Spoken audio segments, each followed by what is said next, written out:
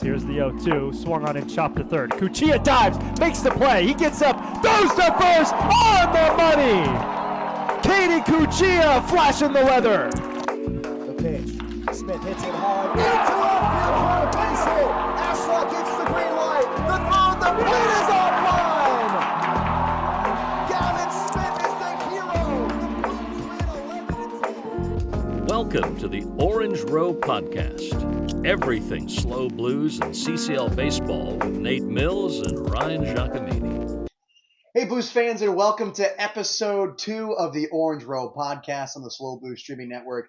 Nate Mills, Ryan Giacomini here for episode 2. We got a lot to cover. Blues just finished their third week of play here in the CCL summer, and they just finished out a weekend series against the Menlo Park Legends, winning 2-1. I guess not technically finishing the series because now, as this is being filmed on a Tuesday, they will be going up to North California on Wednesday to finish out that series against the Legends. So kind of a weird 2-day break in the middle there, if you will. So I guess you could say the Blues are up in this series. Regardless, they won the weekend.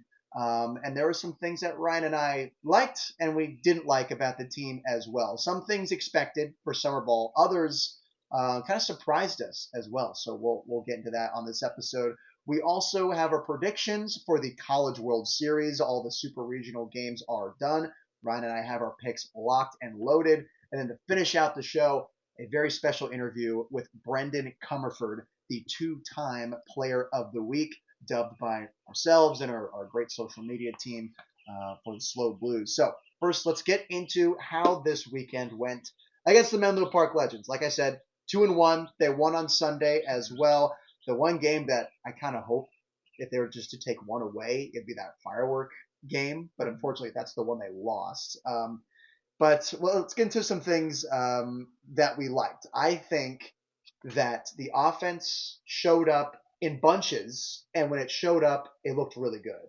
Yeah, I agree. I mean, the 6-run 8th inning on game 2 of the weekend, that Saturday game, where the offense was good, and one thing Nate and I talked about a lot on the broadcast was they were creating the offense. It wasn't wild pitches. The Legends had one error, but it was the Blues forcing the issues. They had 4 hits and a couple of sac flies in that inning. So the Blues just being able to put bat on ball, find gaps, find barrels, and produce their own offense and not rely on the other team to make mistakes to get your offense. I thought that was a good sign. And then they carried it over into the next day. One of their worst pitching days across the whole staff on Sunday, but the offense was still there, and it helped them get that win on Sunday. So it was good to see that they had that one really good inning that helped them win on Saturday, and then the offense continued that with that momentum on Sunday. And that's going to need to be – that's an important thing this season too, is that offense, because I feel like just in summer ball in general – it's kind of battle of the offenses. Mm-hmm. Guys are getting their reps. They're cutting their teeth, getting ready to play at either a new school or returning back to a school to earn a spot. When they have a starting spot and they want to keep their name in the ring there, you're going to get to hacking. And we talked to Comerford about that later in the show, kind of like about an offensive approach that looks like that, swinging as hard as you can. We've seen a lot of guys that swing as hard as you can. If you really think about it, I think Don Jordan takes cuts. Mm-hmm. Comerford takes cuts. Even when Royal misses, he'll take cuts too. Mason Ashlock. You listen to him in BP, he's like grunting the whole time. So I like that about this team, and Brendan will talk about it later too. Dean, for being as old school as he is, I like the hands-off approach. You don't see that a lot in an old school coach. Yeah, I mean, I think he just wants the kids to have fun and improve their game. And the way to do that is by the players coming in, realizing, hey, this is something I need to work on, and then improving in that facet of their game. It's not going to be as enjoyable as a summer for a player if they come in and Dean's like, oh, I really think you need to work on, your bunting, and then they're bunting all the time or whatever. So these guys just coming out here realizing that they have things that they need to work on to improve their game, and like you mentioned, either keep their spot. Get a spot on their team, find a place to commit to. I think that's huge for the players this summer. And like, I love how Dean Traynor just kind of lets them play free and enjoys it summer, win or lose. He's going to enjoy it and let the players just kind of go out there, have fun, and have the approach that they want to the summer. They're pretty free on the base paths Yeah. too. That's something we talk about a lot. Guys are free to steal a bag whenever. The green light is always on. Mm-hmm. But I think what's cool too is that with third base coach and hitting coach Rene Regalado, when he gets aggressive, it's always fun. I mean, that's how the Blues won in that walk-off win on Sunday. It was a RBI pinch hit single from Gavin Smith, which, how about that moment? Yeah. Mason Ashlock got the green light from second, come around third. And I don't know about you, but when I was in the booth, I was kind of like, oh, he was hosed. Uh-oh. Yeah, he was hosed. Yeah. But if that throw is online, yeah, it's they don't win that game. Yeah. Luckily, the throw is offline. But I like the aggressive base running too. I mean, that's just kind of what summer ball is, and just kind of testing out what you can do, you know? Yeah, and I think in that situation too, you know, getting into the mind of Rene Regalado, like the game's already tied. You have 2 outs. You have a plus speed guy on second base. Take your chance. Worst case scenario, you know, he gets thrown out and you go into another extra inning. You still get to play ball. It's not like, you know, if he gets thrown out at home, you lose. Because then I think that's a different situation. I think you hold him there and you hope the next guy can get it done. But so I do really like what went through Rene's head there, and just, you know, being aggressive, letting the players do what they want. You know, if a player wants to come out and steal 30 bags this summer, they're going to have the opportunity to, as long as they can get themselves on base. Team high last year was 22. Sure. Jake Hicksonbaugh had that number. Hasn't seen as much playing time this season because this outfield is loaded. And I think if you look at this lineup too, I think 1 through 5 is pretty deadly in the CCL. And if that block kind of stays the course, I think other teams are in for a long summer. I mean, Royal at the leadoff, albeit his past 4 or 5 games have kind of been uncharacteristic to his standards. I'm sure he'd like to get that back. I'm sure he's aware of that. He's a kid that works hard. I have faith in Royal.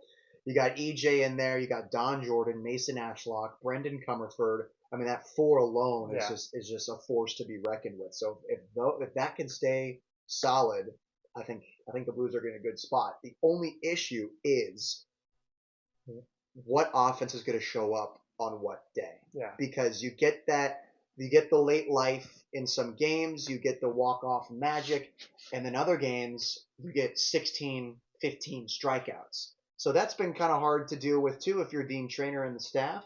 What kind of bats are going to show up on a certain day? And it seems like the offense comes alive on days where they're dead. Yeah.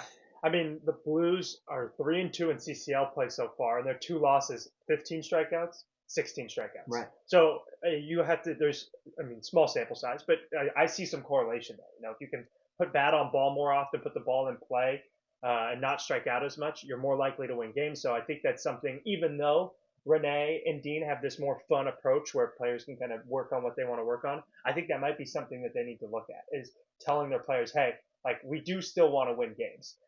And when we don't strike out, we win more games. So maybe let's just have a little more of a patient approach up at the plate. Mm-hmm. And then once you get your pitch, you rip it as hard as you can. You swing that bat. But, you know, just trying to figure out a good combination of letting the guys work on what they want to work on and then also winning games. It's funny, and this is maybe like an individualistic mindset, but I think those top 4 or 5 guys in the order, if they almost play selfishly, like for themselves, they want to have a good at-bat. If they're going to play well, the team's going to play well. Yeah. Like I said, that top of the order, if it stays solid, that's going to help carry the Blues offense in many ways. The funny thing about it, too, is all those guys at the top have, except for maybe Royal, have proven slugging numbers. And something about the Blues is they don't slug a whole lot. For as how big the field is, I'm not expecting homers every single time, but at least doubles in the gap a little bit more, maybe even more triples. I'm surprised we don't see more triples at Sinsheimer too, for how big that field is. But then you kind of see it when you play away games. Yeah. The slugging numbers come to life. I mean, you look at Zach Tollerman's home run in Sonoma. He's been absent for the past 3 games. But that homer in Sonoma, that's probably 3-hopping the wall. Yeah. I mean, he smoked it, and it's like 370.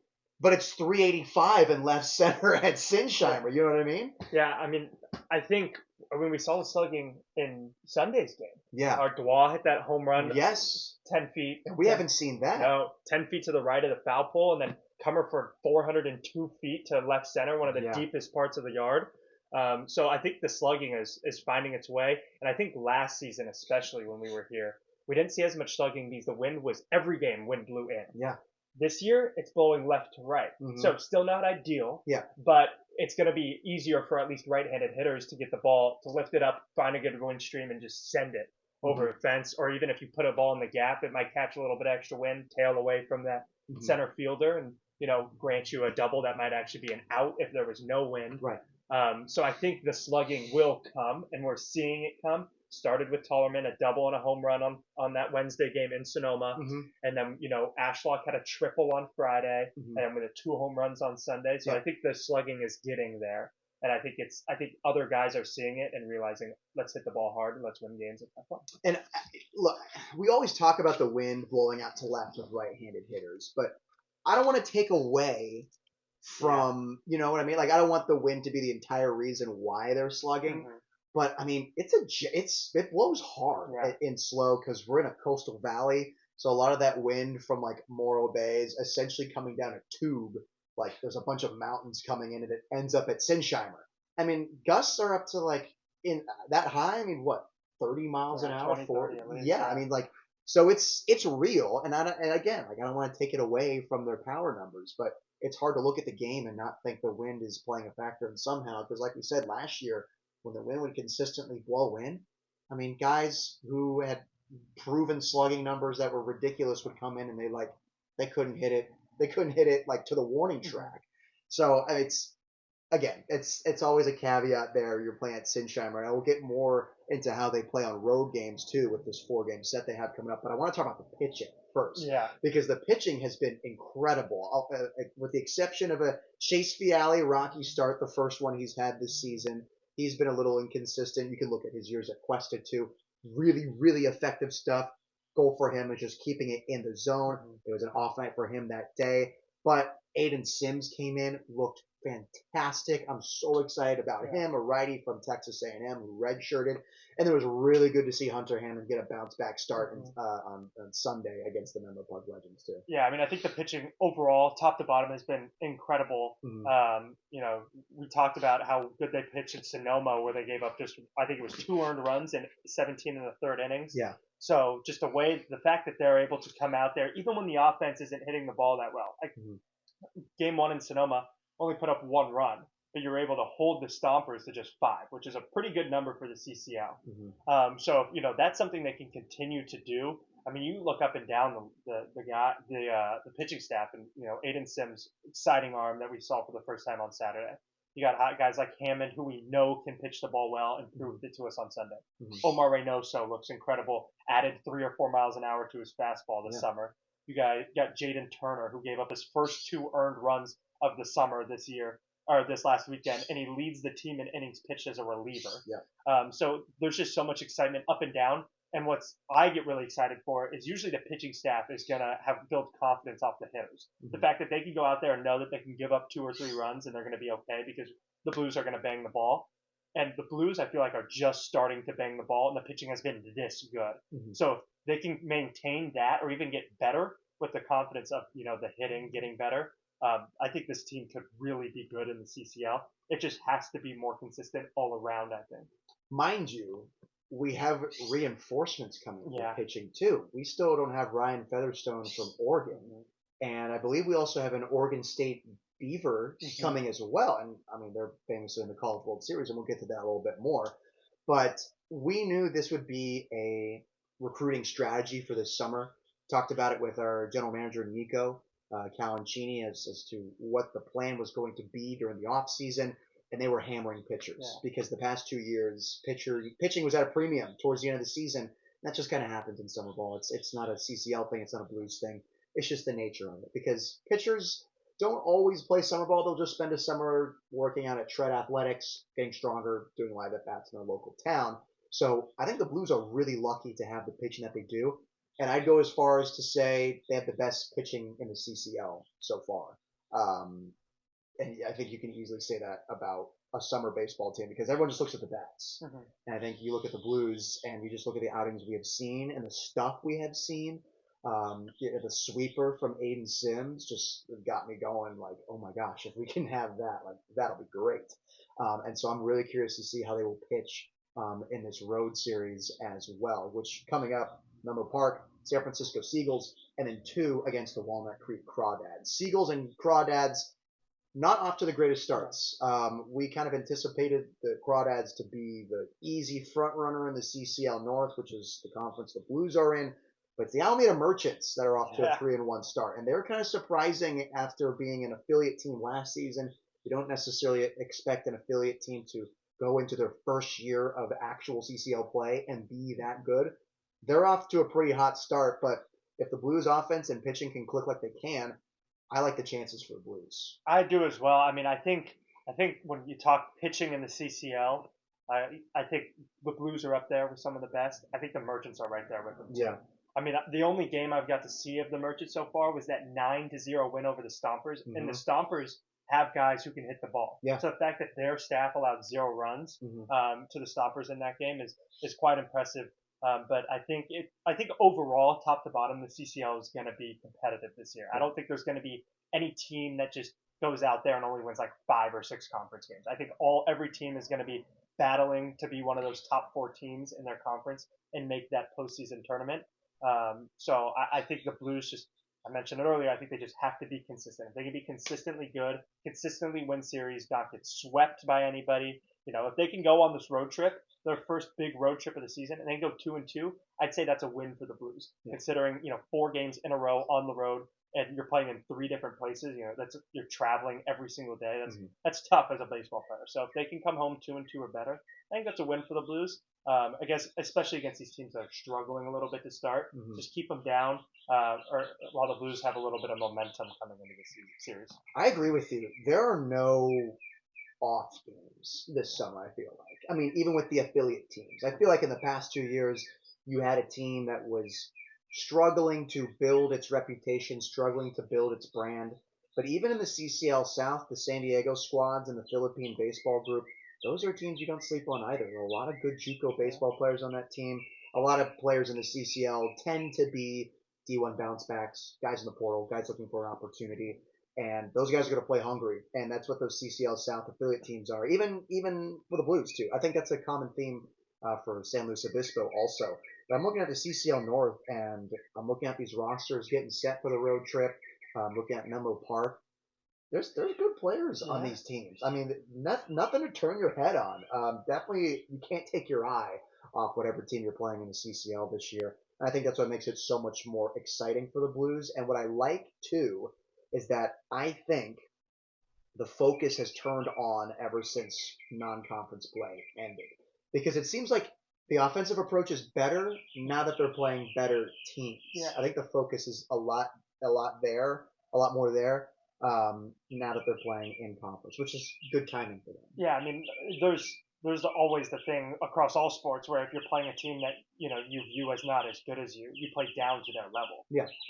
So I do agree with you. I think the approach is better. I think guys in their first at bats, especially, are being more patient, drawing walks, working 3-ball counts. And then in their second at bat, when they're facing the same guy, they're getting aggressive, ambushing pitches. They've now seen the repertoire from that pitcher, and then they're going to ambush and try to put barrel on ball and hit it hard. And I think we saw that especially in the Sunday game where the Blues went pretty quietly in innings 1 and 2, but then had a nice inning in the third where they put up some runs. And I think there was a lot of just ambushing pitches, ripping the ball, expecting that fastball or slider that you've already seen before and just being ready to hit it. Absolutely. Well, that'll do it for our CCL talk. By the time this comes out, the Blues will be in the thick of that road trip. The next episode, we'll be able to recap that and talk more about how that went. But that's our preview for the road trip. That's our look at the Blues right now. We're going to look at big picture college baseball. The College World Series is about to be underway, and Ryan and I have our picks locked and loaded for Omaha this season. My pick has been settled ever since the preseason of this year. It's staying the same, but there are some picks that I am doing with a heavy heart.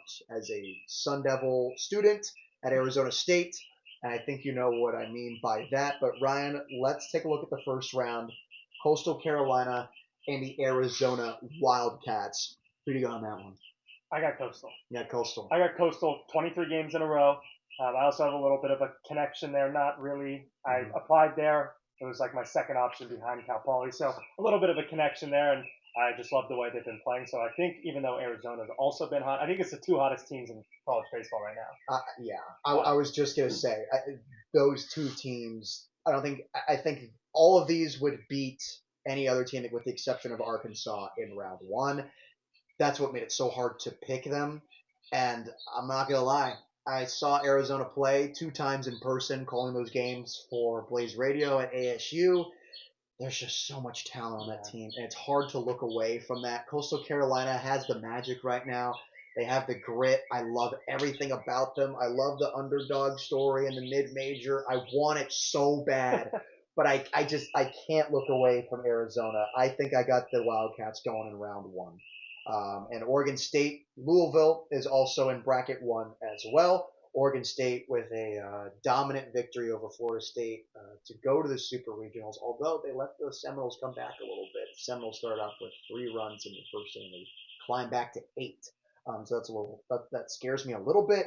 But in that game, Oregon State, Louisville, I got the Beavers winning that game, and they'll play Arizona in the winners bracket. I also got Oregon State. Yeah. So I'm a big Iva Arquette guy, the shortstop for the Beavers. Very toolsy, very big frame, a little narrow-bodied, which is I don't love, but I think if he puts on 15 or 20 more pounds, I think he'll be a force to reckon with in Major League Baseball sometime soon. So Arizona, Oregon State, and now we got the losers bracket. For me, Coastal Carolina and Louisville. Sorry, Cardinals, but you guys are out. I got the Chanticleers taking down the Cardinals in the Battle of the Birds. Actually, I didn't even notice that. Coastal moves on to losers bracket. I also have, I have Arizona, Louisville. I also have Louisville losing and Arizona moving on to the next round. So similar there. We both got Louisville going 2 and out. Unfortunate. And I love Louisville. I mean, I love that they're the story of their team. I love that they're an ACC program. I'm very high on ACC programs. I also said before the season that I thought the ACC was low-key in ways better than the SEC, and that's kind of presenting itself here with Louisville making an appearance, although the ACC didn't really perform well in Super Regionals. There's 2 SEC teams here in this bracket. So, okay. Winners bracket, Arizona and Oregon State. I got the Wildcats moving on again. Something about Oregon State just seems a little holy to me, and I think Arizona is just a much more complete roster. Arizona moves on.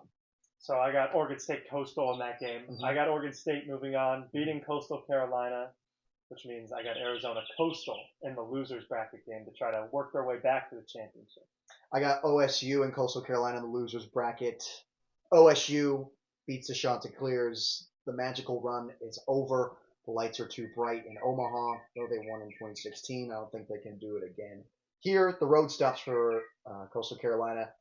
Arizona, Oregon State in the winners bracket in bracket number 1. Just imagine if those 2 teams were in the same conference. Yeah, that would be Jesus. Yeah, that would be crazy. Crazy concept. Yeah. I have Coastal winning that game. Okay. Again, big on Coastal.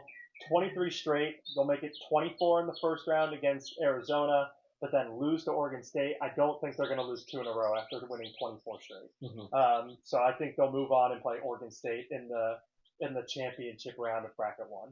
See, I'm with you too. I don't think they lose 2 straight. Also, hard to beat Arizona twice. Yes, my heart wants that so bad. My heart wants it, but my head is just telling me not to go that route. So I got Arizona, Oregon State in bracket 1.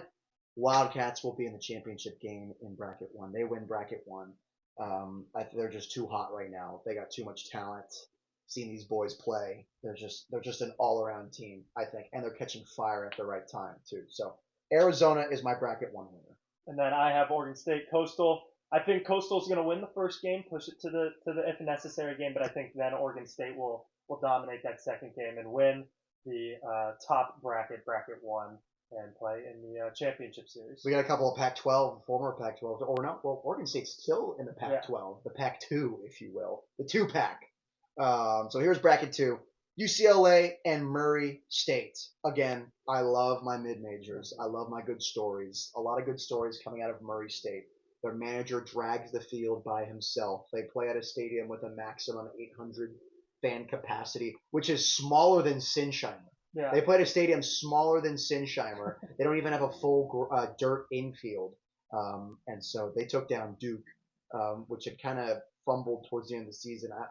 They somehow made it to a super regional, which kind of caught me off guard. But I still thought Duke had more talent, which, by the way, their manager got poached by the University of Virginia this morning. So Coach Pollard is now no longer at Duke, so open managerial position at Duke baseball. We got UCLA, Murray State, SoCal bias. I got the Bruins. I got the Bruins too. Yeah. Yeah, I think everything you said was on the money. Yeah. Murray State, great team, love the story. Yeah. I don't think they're going to get it done. Yeah, me too. So they follow the losers bracket. This one's absolute cinema in the first round. Arkansas, Louisiana State. Louisiana State just had their way with West Virginia, who I thought was the best team behind Arizona in the Big 12 this season. And then you have Texas Christian in there as well. Arkansas moves on. Arkansas wins, and they will play UCLA. I have the same thing. Yeah. I think our lower bracket's going to look very similar. Yes. So losers bracket, LSU and Murray State. It's just too much for Murray State, I think. LSU is just such a big time team. SEC, and I do not like the SEC at all. But I still have the Tigers beating the Racers, and it will be UCLA, LSU in that losers bracket because Arkansas will beat UCLA in that losers bracket. Yeah, I have the same thing. I do think of all the games I have in this bracket too, LSU Murray State in the losers bracket I think is the game I'm least confident about. Because I think mid-major, have something to play for, want to prove it. I think Murray State could come out and win just a scrappy 4-2 game. Yeah. But I do also have LSU winning that game, playing UCLA. I think looking at it, I think we actually have identical brackets, with the exception of one game. And that would be. I think you have LSU winning game 1 of the if needed. And I have Arkansas just winning outright. Got it. Okay, so 3 in a row. So it's a rematch, Arkansas LSU. I have Arkansas losing game 1 to LSU. Ryan just has Arkansas winning that, and we both have Arkansas playing in the championship. He has it against Oregon State. I have it against Arizona. The Razorbacks are your 2025 College World Series champions. I got Oregon State. I love it. I would rather have that. Yeah. West Coast bias. Yeah. I have an Arquette guy. I would like that, honestly. So I do think Arkansas is the better team. But I think Oregon State is just going to find a way. It's a 3-game series, so there's not a lot of margin for error. Yeah. I think there's just going to be one game Oregon State just barrels balls and they win 12-6, and then there'll be another game where they scrap one out. They can bang, and I mean I can't believe I've gone through this bracket glazing Arkansas as much as I have without mentioning Wahila Aloy. That is my favorite player in college baseball, the third baseman for Arkansas. He's a freak. Golden Spikes finalist. Potentially could be the first Hawaiian to ever win a Golden Spikes award, which I think is really cool too. His brother plays on Arkansas as well, and he's a freak also. So yeah, I got the Razorbacks. Ryan's got the Ducks winning it all whoa, bad mistake. Do not do that ever. The Beavers winning in 2025. I actually had a moment because I go to Arizona State. And someone introduced me to Rick Riz, the Seattle Mariners broadcaster. Someone being Bob Scanlon, the Padres sideline reporter. He came and spoke to our class when I was at ASU. He introduced me to Rick. Very cool moment. And Bob goes, "This is Nate. He's at the journalism program at Arizona." I go, "You cannot do that. Do not make that mistake ever again. That is not okay." Apologies to all my Pacific Northwesterners out there. Beavers, Razorbacks, I'm super excited. I'm going to be glued to that TV. Game 1's on Friday. Yeah, 1 p.m. Eastern, I believe, right? It's Coastal in Arizona. I think that will be the best game in round 1. Yeah. Or maybe Arkansas LSU. Yeah, I mean, you got that game's at Friday at 1. I think that's going to be a really good game just because both teams are so, they're both on fire. Yeah. Coastal has 23 straight. The fact that they've won every single game in their regional and then also their super regional, and now they're finding themselves in Omaha. Yeah. That'll be a great game. And then, Arkansas, LSU, another game. Arkansas, I think, is the better team, but I could see LSU just winning that game and dominating Arkansas. But I do think Razorbacks are still the better team. The SEC caliber of talent, I feel like is just so level for 8 teams. So, and I think Arkansas and LSU fall in that camp. What's funny is that I have Arizona making it to the championship, yet Arizona, Coastal Carolina in round 1 was not an easy pick for me. No. I feel like it could go easy either way, yet I have Arizona going to the championship. So we'll see. It will all start on Friday. I cannot wait. I love college baseball, obviously. So that'll do it for our talking portion. Now we got an interview with Brendan Comerford, our 2-time Player of the Week for the SLO Blues. He's the Player of the Week this past week. We got it all posted up on social media. We're going to have a nice chat with him. We play a good game with him as well. Thank you for tuning into the Orange Row podcast. Let's take it over to that interview with Brendan.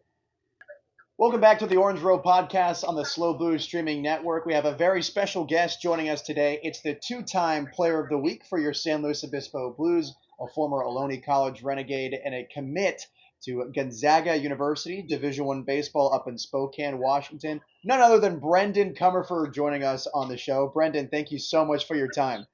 Absolutely, guys. I appreciate you having me on.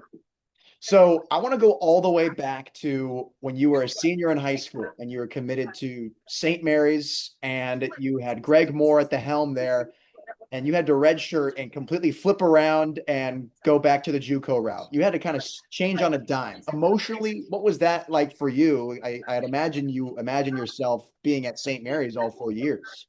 Yeah, so I was committed to St. Mary's since my sophomore year of high school. So that was definitely a big shift because I was really excited to go in and go play for Coach Moore. And going into my senior year, I had a great year. I was excited. And then that summer, Coach Moore ended up, the switch ended up happening to Coach Valenzuela. And so I went in there with a whole new staff and a whole new ordeal. And so everything kind of flipped on a dime. And I went through the fall and everything and had a good fall. And I made the team and everything. But I realized I was probably going to be that 40th to 41st guy or whatever they say. So realized that the JUCO route was going to be a lot better to play, and so it ended up being the best decision I ever made. Yeah, and then speaking about your time playing JUCO ball, what was it like at Ohlone? You know, you guys had guys slugging the ball up and down the lineup, and you guys had a really good season, especially this last year. So what was that experience like just playing community college ball? Yeah, so I went to Ohlone, and it was so much fun. I always tell guys like who are coming out of high school and like my buddies back home, like, dude, JUCO ball is the absolute best baseball you'll ever play. It is the most fun I've ever had playing baseball. And I credit that to Coach Kern for building great culture over there at Ohlone. And it's so much fun. You play in these great fields. I swear every field is all turf in these conferences. So it's like playing on princess turf. That's what I call it.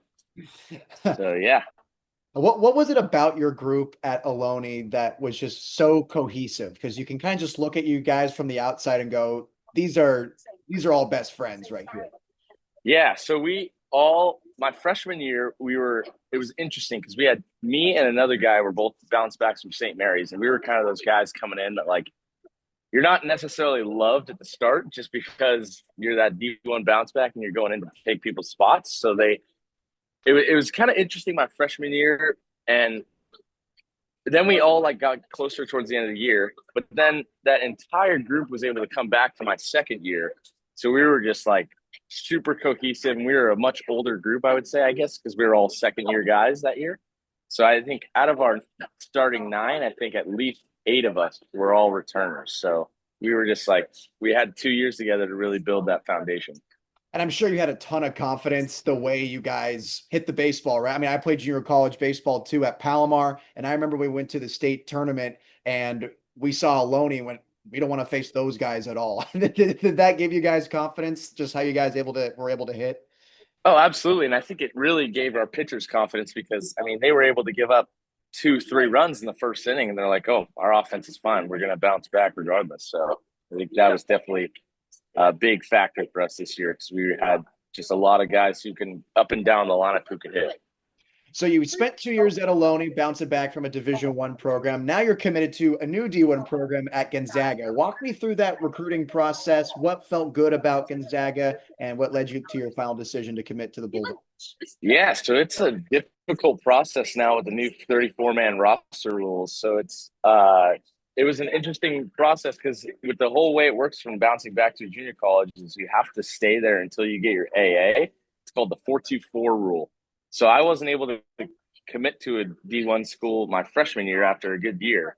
But so I got a lot of looks that freshman year. These schools were kind of like, "Hey, like we'll keep an eye on you because you have to stay another year." So I was like, "All right, sounds good." And then I went to the sophomore showcase, which is a big tournament or like big showcase thing that they do for junior college sophomores. And Gonzaga had seen me there. They liked what they saw, so they followed me through the spring. I started off really hot, and so I went up there for a visit, and they ended up offering about a month later. And yeah, it was just like everything had been perfect from there. And I really appreciate that staff over there. They do a really good job. And Coach Mactoff's been there for about 25 years now. So, and they've had a lot of success. So I'm excited.